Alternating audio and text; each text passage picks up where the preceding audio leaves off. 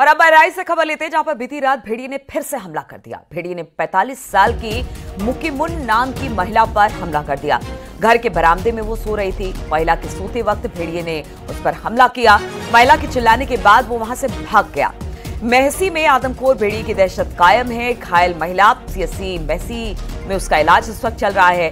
हरदी थाना क्षेत्र के सम्मनपुरवा गांव का ये मामला बताया जा रहा है। तो अब जो एक भेड़िया बचा हुआ है वो काफी उपद्रवी हो गया है।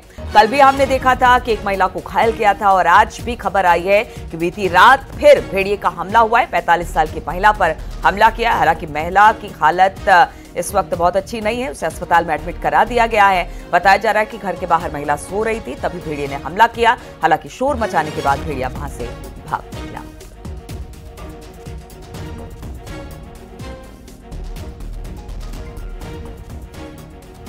बातचीत करने के लिए अखिलेश इस वक्त फोन लाइन पर हमारे साथ जुड़ गए हैं। अखिलेश, एक भेड़िया बचा है और वो बहुत ज्यादा उपद्रवी हो गया है। बीती 2 रातों से हम देख रहे हैं कि लगातार हमले वो कर रहा है। क्या अब तक उसका कुछ पता चल पाया? जिस महिला को इसने घायल किया उसकी हालत कैसी है? देखिए, जो भेड़ियों का सरदार कहा जा रहा था, लगातार जो हमला करके लोगों को अभी तक शिकार बना रहा था, वही वो भेड़िया है जो अभी वन विभाग की पकड़ से दूर है। और ये भेड़िया लगातार लोकेशन बदल बदल के मासी के अलग अलग इलाकों में हमला कर रहा है। बीती रात भी इसने महिला पे हमला किया है।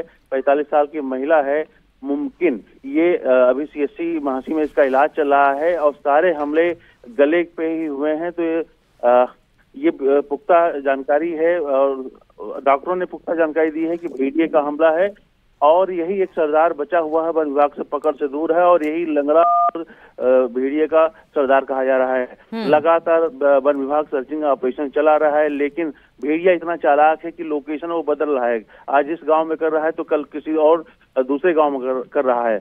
पिछले मैं बता दूं 3 दिनों में इसने 4 हमले किए हैं, जिसकी वजह से लोग परेशान हैं। अब लोग खुद अपनी सुरक्षा कर रहे हैं। रात में लोग जग रहे हैं, हाका लगा रहे हैं।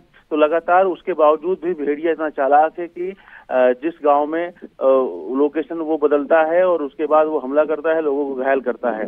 आपको बता दूं कि 4 मार्च को पहली घटना बहराइच में स्पॉट हुई थी भेड़िए के हमले में। उसके बाद से लगातार हमले कर रहा है, जिसमें आदमी जलाया था। बस हमको जैसे आवा तैसे नटे दाबा, तैसे हम चिल्ला के रोने लगे। तब सब कोई दौड़े, तब वो भेड़िया माँ जुंधरी में पिल गए। पीछे मकई लगी है। भेड़िया ही था? भेड़िया था जी। कुत्ता उत्ता तो नहीं था? नहीं जी, कुत्ता उत्ता नहीं, भेड़िया जी। तो दरवाजा खुला हुआ था क्या कमरे का? नहीं, दरवाजा तो खुला था तनिक। तो पानी की लाइट नहीं रहता, हम कहने बंद कैले हैं। क्या नाम है आपका? जी दीपू नाम है। दीपू नाम है। दीपू जी।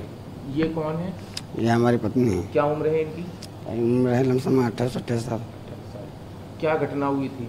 ये सर, ये घर में सो रही थी और तो घर का लेट रही थी, तो घर का पल्ला दरवाज़ा खुला था। उसके पीछे हम बरामदे में हम तख्त पाना डाले सो रहे थे। ठीक, तो हमारे तख्त छोड़कर वो इनके अंदर पिल गया। ठीक, इनके अंदर पिल गया। तब इनको पकड़ा तो इन्हें आवाज़ दिया, चिल्लाई। तब हम लोग जगते ही थे, तब उठ के लपक के दौड़े। तो हम मोबाइल अपने हाथ में लिए थे जलाए हुए। तो हम जला के मोबाइल देखें तो देखा अपन गेट के सामने उन गेट के ऊपर निकल चुका रहा। तो हम उनका छोड़ दिया, इनका तुरंत गिर के इनका उठा लिया। ठीक, इसके बाद में यहाँ फिर पुलिस के पास खबर करी गई। पुलिस पहुँचे, पुलिस वाले 100 नंबर बुला कर दी। यह वाली एम्बुलेंस वाले मैसे ले गए। मैसे से ने वहाँ तुरंत रेफर कर दिया यहाँ पे इमरजेंसी में। तो किस तरह का दिखता था? क्या आप लोगों ने दौड़ाने की कोशिश करी? वो जब वो भाला इनको इनके पे झापेटा करके मार कर वापस जब हुआ है, आप लोग चिल्लाए तभी वो भागा? जब आवाज़ मिला इन्हीं चिल्लाहट में, इन्हीं चिल्लाई जब, तब हम लोग उठे। तो जैसे उठे तैसे मोबाइल देखा तो हमारे गेट के उस पार वो निकल चुका था। हमने उसको हम भी देखा। अच्छा जी। कैसा था वो? जैसे लंबा चौड़ा इतना बड़ा है और आगे का सीना जबर है, मुंह इतना भारी है लंबा और पीछे का जरा सा हल्का है और लाल और काला रंग का बाल दोनों मिलाए हुए हैं।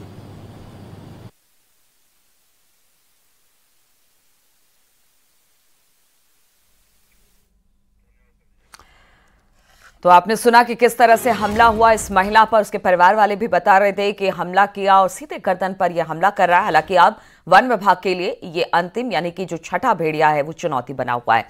अखिलेश का बहुत बहुत शुक्रिया आपका हमारे साथ जुड़ने के लिए। अखिलेश, बढ़ते अगली खबर की ओर बात करते हैं आगरा की, जहां पर ताजमहल या तेजो महल है विवाद के मामले में आज जिला कोर्ट में सुनवाई होगी। एएसआई के पुरातत्वविद आरके पटेल को याचिका में प्रतिवादी बनाया गया है। पिछली सुनवाई में कोर्ट से प्रतिवादी को वाद की नकल पत्र न मिलने का हवाला देते हुए समय मांगा गया था। तेजो महालय पर पूजा अर्चना की मांग को लेकर कोर्ट में 23 जुलाई को याचिका दायर की गई थी और आज अब इसी पर सुनवाई हुई है।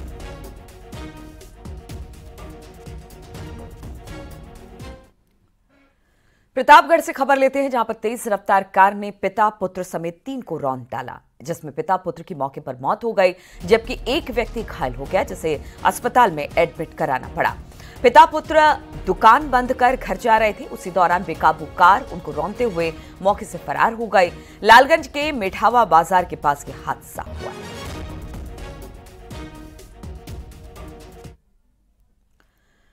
उन्नाव में रफ्तार का कहर देखने को मिला। यहां पर रोडवेज बस ने पुलिस जीप में टक्कर मार दी। हादसे में पुलिस जीप सवार एक पीआरडी जवान घायल हो गया, जिसे जिला हॉस्पिटल में भर्ती करा दिया गया। वहीं पुलिस ने रोडवेज बस ड्राइवर को गिरफ्तार कर लिया है। घटना सोहरा मऊ इलाके की बताई जा रही है।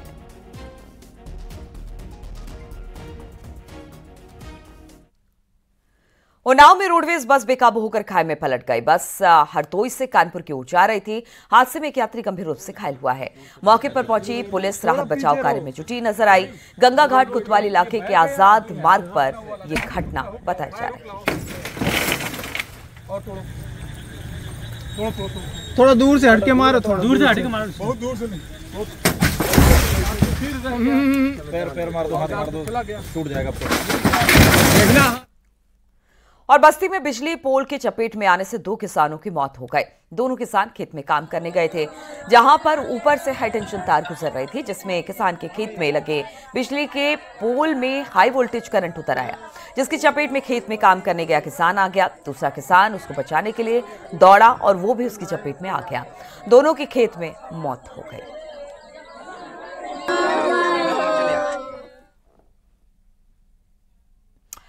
मथुरा से खबर लेते हैं, जहां पर नरहौली पुल के पास तेज बारिश के चलते हाईवे धंस गया, जिसके चलते वहां पर काफी देर तक ट्रैफिक रुका रहा। पुल आगरा से दिल्ली जाने वाली साइड पर धंसा था। पुल धंसने के बाद हाईवे पर लंबा जाम लग गया। कड़ी मशक्कत के बाद जाम को खुलवाया जा सका।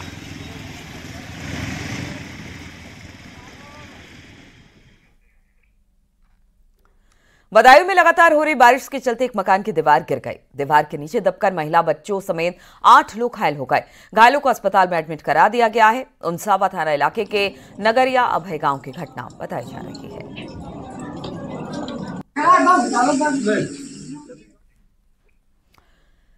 कौशाम्बी में हर्ष फायरिंग का एक वीडियो वायरल हो रहा है, जिसमें एक लड़का बंदूक से फायरिंग करता हुआ दिखाई दे रहा है। आरोपी पर कई मुकदमे दर्ज हैं पहले से आपराधिक। कड़ाधाम थाना इलाके के शीतला धाम का ये वीडियो बताया जा रहा है, जहां पर एक व्यक्ति किस तरह से बंदूक से फायर करता हुआ दिखाई दे रहा है। ये वीडियो अब वायरल हो रहा है। और गाजियाबाद से इस वक्त बड़ी खबर आ रही है, जहां पर पुलिस और बदमाशों के बीच मुठभेड़ हुई है। मुठभेड़ में 2 बदमाशों को गोली लगी है। पुलिस ने कुल 3 बदमाशों को गिरफ्तार किया है। चेन स्निचिंग की वारदात में ये बदमाश शामिल बताए जा रहे हैं। ये मामला इंदिरापुरम थाना क्षेत्र में हुआ है, जहां पर पुलिस और बदमाशों की मुठभेड़ हुई। 2 बदमाशों को गोली लगी है। 3 बदमाश कुल गिरफ्तार किए गए।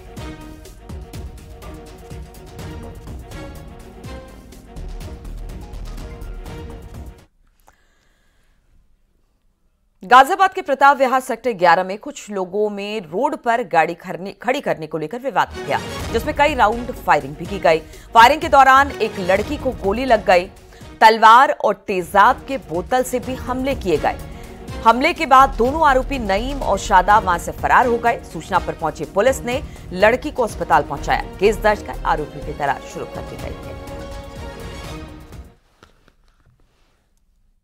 बस गाड़ी खड़ी थी, एक उसकी भतीजा आ रहा था, उनने हॉर्न बजाया, बाहर निकल के बजाने लग गए। उसमें जो है 15-20 लड़के उसके हैं बादेशाह के, वो सारे घर में से निकल आए तलवारें लेकर के और भतीजों को काट दिया। जैसे यहाँ से बड़ा भतीजा गया, छोटा भतीजा गया, सब गए, उन्हें भी सबने जो मारना शुरू कर दिया। और उसके बाद में जब हम सारे के सारे आए तो कट्टा लेकर के आ गया। कट्टे लेकर के 5 गोली चलाई है यहाँ पर, जो एक भतीजी के सर में भी लग गई गोली। और सीतापुर में जीएसटी की टीम ने एक बीज भंडार की दुकान में छापेमारी की। करीब 4 से 5 घंटे तक दुकान में छापेमारी चली। रिटर्न में गड़बड़ी की सूचना पर यह कार्रवाई की गई।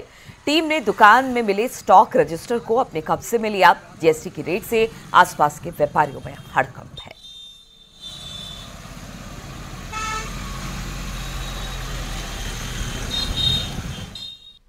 हम लोग इनके रिटर्न की जांच करते हैं, उसमें प्राथमिक रूप से कुछ अनियमितताएं थीं, तो उसकी जांच के लिए हम यहाँ पर आए हैं और जांच जारी है और काफ़ी टाइम अभी लगेगा। तो जांच के पश्चात ही हम अंतिम निष्कर्ष पर पहुँच सकते हैं।